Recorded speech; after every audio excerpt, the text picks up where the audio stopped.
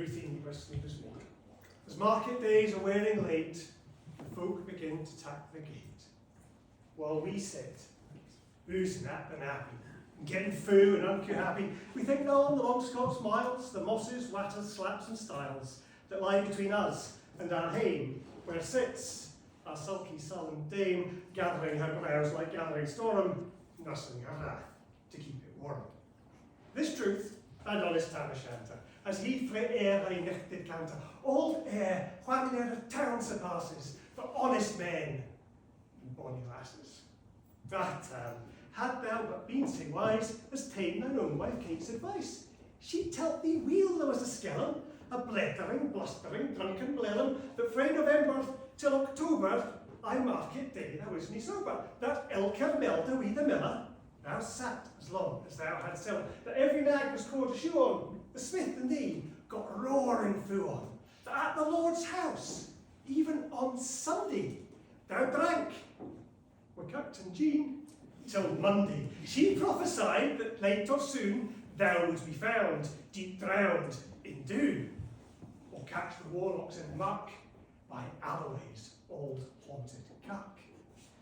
Ah, gentle dames, it gas me grief to think how many counsel sweet, how many lengthened sage advices the husband for the wife despises. But to our tale, I mark it left, Tam had got planted, uncoonach, fast by Ingle, bleating finely, Mareeman slats that drank divinely. And at his elbow, Suitor Johnny, his ancient, trusty, Ruthie crony. Tam loved him like a very brother. They had been foo for weeks together. The night drew on with sangs and clattern. Aye, the ale was growing better, and I need some. The landlady and Tam grew gracious, with secret favours, sweet and precious. The suitor told his queerest stories. The landlord's laugh was ready chorus. The storm without might rare and rustle. Tam didn't he mind the storm a whistle. Care, mad to see a man so happy, he'd drowned himself among the nappy. As bees flee hame with aged treasure, the minutes wings their ways with pleasure.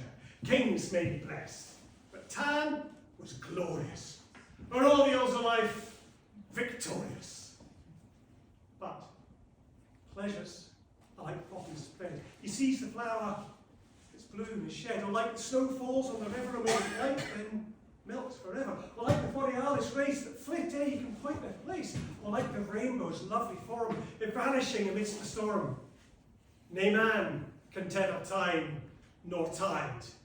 The hour approaches. Tam, mon, ride. That hour, a night's black arch the key stain.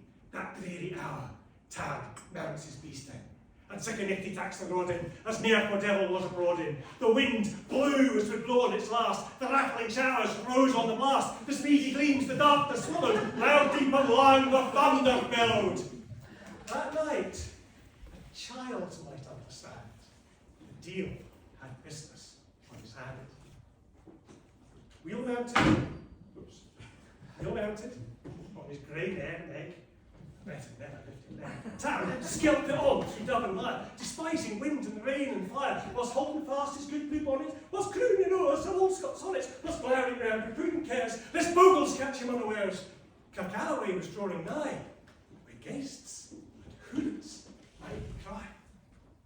By this time, he was across the ford, where in the snow the chapman snored, and past the bucks and muckle stain, where drunken Charlie black as Nick bane, and through the winds and by the cairn, where hunters fan the murdered bairn, and near the thorn aboon the well, where Mungo's mither hanged hersel.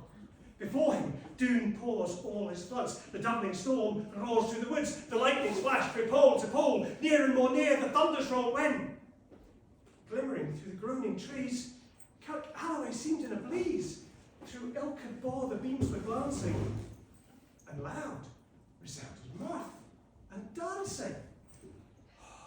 Inspiring bold John Barleycorn, what dangers thou wilt smack us scorn. With Tippany we fear no evil, with Ushgavar we'll face the devil. The slats say reamed in Tammy's novel, fair play, Tam cared nae deals a bottle. But Maggie stood right Sarah astonished, till, by the heel and hand admonished, she ventured forward on the light, and wow, Tam saw an uncouth sight. Warlocks and witches in a dance, near Cotillon when it knew for France, but hornpipes, strings, spades and reels, but life and metal in their heels. A winnock bunker in the east, there sat old Nick, Gifford, a towsy type, black, grim and large. To keep the music was his charge. He screwed the pipes and got them scuttle, to roof and rafters odd did dunnel. Coffins stood round like open presses that showed the deed in their last dresses, and by some devilish cantrip sleight, each in its cold hand held a light, by which heroic Tam was able to note upon the haly table a murderer's banes and gibbet arms, twa span lang, we unchristened bairns. A thief, new cutted, fair rate, with his last gasp, his gap to gape. 5 tomahawks the blood red rusted, 5 scimitars in murder crusted, a garter which a babe had strangled, a knife a feather's throat that mangled, whom his ain son of life bereft, the grey hairs yet stacked to the heft, with mere all horrible and awful, that even to name would be unable. As Tammy glowered, amazed and curious, the mirth and fun grew fast and furious. The piper loud and louder blew, the dancers quick and quicker flew. They reeled, they set, they crossed, they click it, till Ilkert Carlin swat in the leak it, and coosed her daddies to the work, and link it at it in her sark. Oh Tam, had they been queens, all plump and strapping in their teens, their sarks, instead of creasy fanning, in Snow White 1700. Freaks of mine were only pair, but ains were plush of good blue hair. I would have gied them off my hearties, for I flink of the body parties. But the withered bellhounds, old and droll, rick woody hags with Spain a fall, lamping and flinging on a comet. Oh, wonder didn't he turn the stomach? But Tam, wit was wet through brawly. There was I, winsome wench and Wally, that night enlisted at the call, lay after Kent on Carrick shore.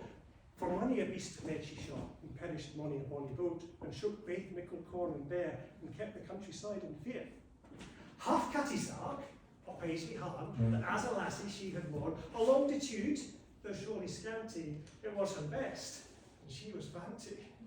Oh, little Kent, that reverend granny, the sark she coughed, for her wee nanny, with £12 Scots was all her riches, would ever have graced a dance of witches.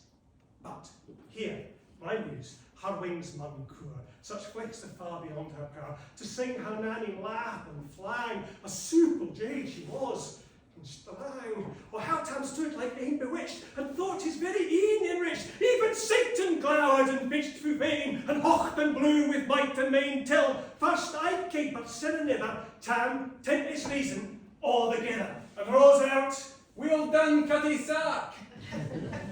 In an instant, all was dark, and scarcely had he Maggie rallied, that oots the hellish legion sallied, as bees behooped with angry fight when plundering herds assail their bike, as open pussy's mortal foes when pop, she starts afore their nose, as eager runs the market crowd when catch the thief resounds aloud. So Maggie runs, the witches follow, with Molly and Eldritch screech and hollow.